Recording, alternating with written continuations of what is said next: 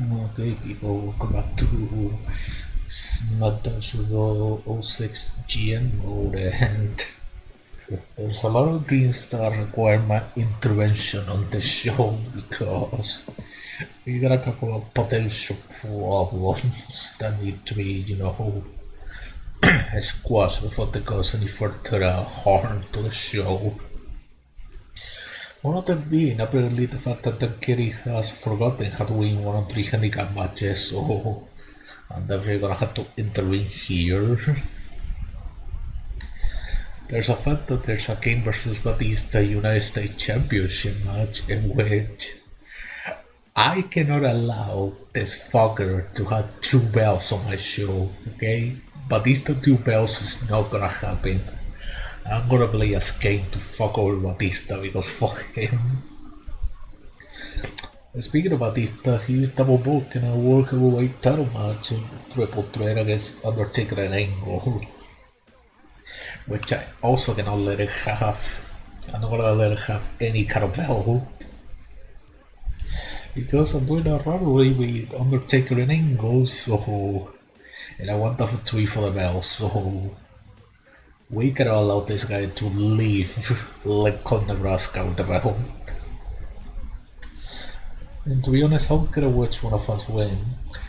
I'm probably gonna play a single because he certainly could use a victory.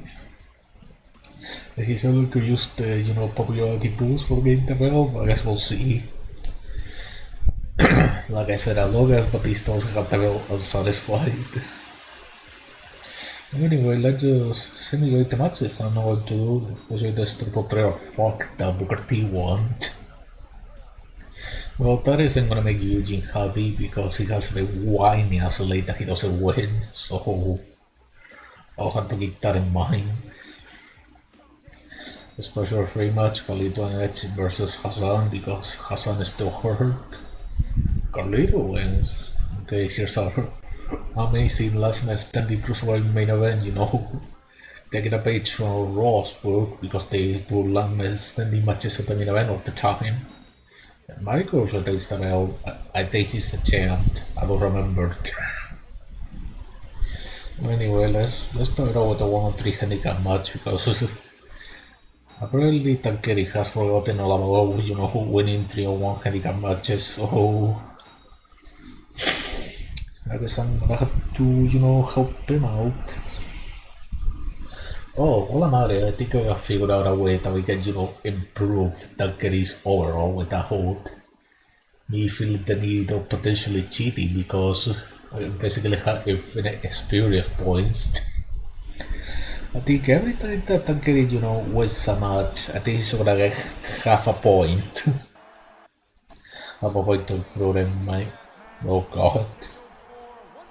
Okay, let's just hold that's temporary. My game is kinda dying, hold on.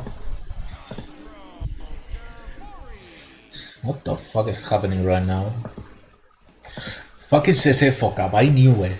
That piece of shit. I knew it, that it was that. There you go. No, it's silky smooth. I fucking knew it was that piece of shit program. I had to delete it somehow. Because it made my RAM users go haywire. Anyway, what was I even saying before I got interrupted by that? I forgot.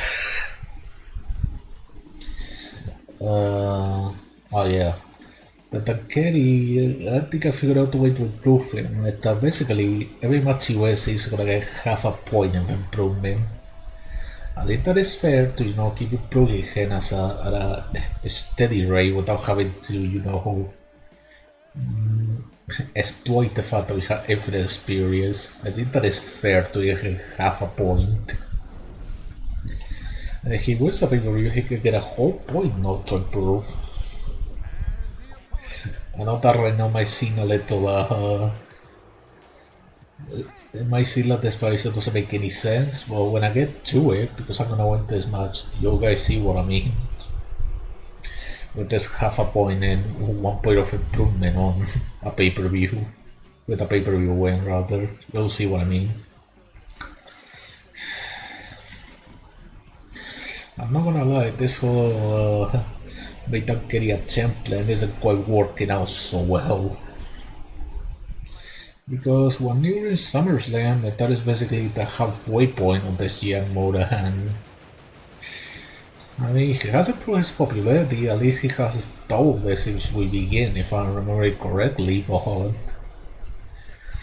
it's still not as fast as I would have wanted. Fucking Heidenreich has more popularity than him, so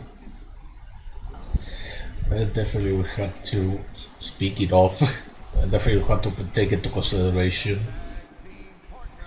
I mean, Heidenreich's popularity will also be improving, considering that I want him to be Tankeri's bodyguard.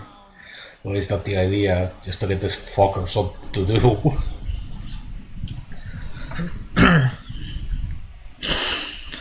I mean, to be honest, eventually we're gonna have to move away from the World 3 handicap matches. I know that it sounds crazy, but eventually we're gonna have to do that because I cannot keep doing this forever. I just cannot keep doing, 1-on-3 handicap matches forever. I think after SummerSlam, I'm gonna start doing them and then figure out what is the, next career step for our mental carry here. I'll figure out what his, next career move is gonna be. But yeah, I think I'm gonna start doing the 1-on-3 handicap matches after SummerSlam. At least that's what was the plan currently. Here's an 8-3, a man who happens to be quite a bit in these 1-on-3 handicap specials. He has been in this type of match a couple of times actually. He definitely has been quite a bit, being Tanker's partner at all.